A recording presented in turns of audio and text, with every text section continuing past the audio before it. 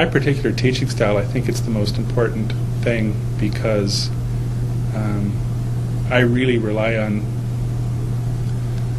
student feedback to validate. Not so much what I'm trying to get across, but how I'm getting it across. I have a very good idea of what I would like my students to know at the end of a class.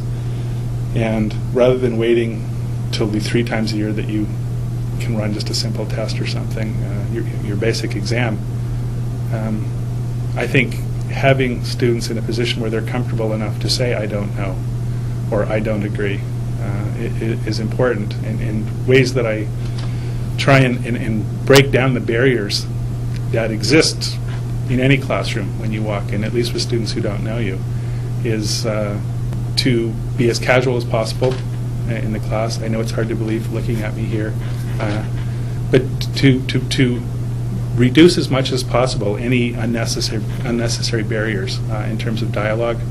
The area that I teach in is technically quite sophisticated.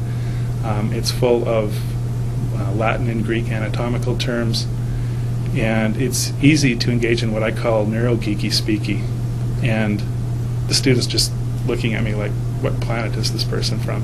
And so I kind of warn students that the area is kind of like that. And what I hope is that by the end of the quarter, we've all progressed enough, and especially them, to the point where I can do that and they'll understand. But early on in the quarter, when I don't speak in plain English, they not be afraid to say, you know what, I have no idea what you just said, or what that means. And I can go back and clarify for them. I typically give out copies of my lecture notes. I make them available on Blackboard.